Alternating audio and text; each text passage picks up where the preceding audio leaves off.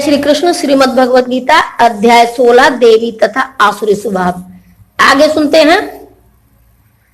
काम का अर्थ है शब्द अत्यंत सार्थक है। जो व्यक्ति जानबूझकर नियमों का अतिक्रमण करता है वह काम के वश में होकर कर्म करता है।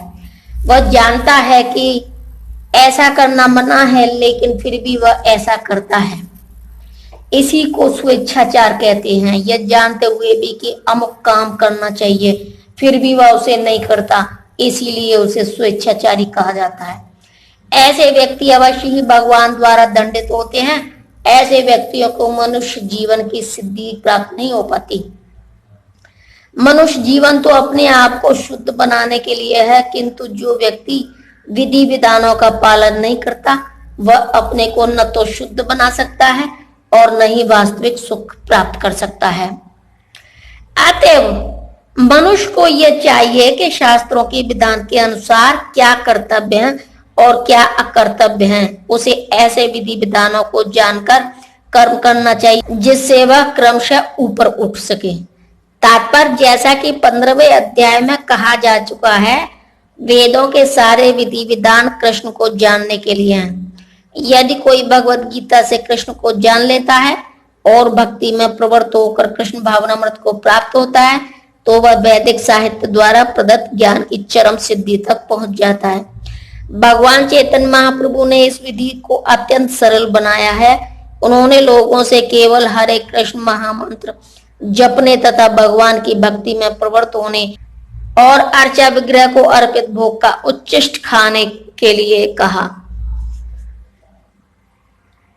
जो व्यक्ति इन भक्ति कार्यों में संलग्न रहता है उसे वैदिक साहित्य से अवगत और सार तत्व को प्राप्त हुआ माना जाता है। निसंदेह उन सामान्य व्यक्तियों के लिए जो कृष्ण भावना भावित नहीं है या भक्ति में प्रवृत्त नहीं है, करणीय तथा अकरणीय कर्म का निर्णय वेदों के आदेशानुसार किया जाना चाहिए।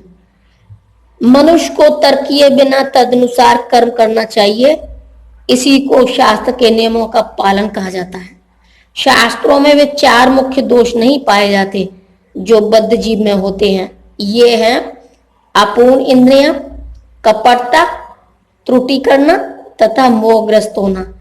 इन 4 दोषों के कारण बद्ध जीव विधि विधान बनाने के लिए अयोग्य होता है। अतः विधि विधान इन जिनका उल्लेख शास्त्र में होता है जो इन दोषों से परे होते हैं, सभी बड़े बड़े महात्माओं, आचार्यों तथा महापुरुषों द्वारा बिना किसी परिवर्तन के स्वीकार कर लिए जाते हैं। भारत में आध्यात्मिक विद्या के कई दल हैं जिन्हें प्राय 2 श्रेणियों में रखा जाता है, निराकारवादी तथा साकारवादी। दोनों ही दल वेदों के नियमों के अनुसार अपना जीवन बिताते हैं। शास्त्रों के नियमों का पालन किए बिना कोई सिद्धि प्राप्त नहीं कर सकता। अतएव जो शास्त्रों के तात्पर्य को वास्तव में समझता है वह भाग्यशाली माना जाता है। मानव समाज में समस्त पतनों का मुख्य कारण भगवत विद्या के नियमों के प्रति द्वेष है। यह मानव जीवन का सर्वोच्च अपराध है। अतएव भगवान की भौतिक शक्ति अर्थात माया त्रय तापों के रूप में हमें सदैव कष्ट देती रहती है। यह भौतिक शक्ति प्रकृति के 3 गुणों से बनी है। इसके पूर्व के भगवान के ज्ञान का मार्ग खुले मनुष्य को कम से कम सतोगुण तक ऊपर उठना होता है। सतोगुण तक उठे बिना वह तमो तथा रजोगुण में रहता है जो आसुरी जीवन के कारण स्वरूप है। रजो तथा तमोगुणी व्यक्ति शास्त्रों, पवित्र मनुष्यों तथा भगवान के समुचित ज्ञान की खिल्ली उड़ाते हैं। वे गुरु के आदेशों का उल्लंघन करते हैं और शास्त्रों के विधानों की परवाह नहीं करते। वे भक्ति की महिमा का श्रवण करके भी उसके प्रति आकृष्ट नहीं होते। इस प्रकार वे अपनी उन्नति का अपना निजी मार्ग बनाते हैं। मानव समाज के ही ये कतिपय दोष हैं जिनके कारण आसुरी जीवन बिताना पड़ता है।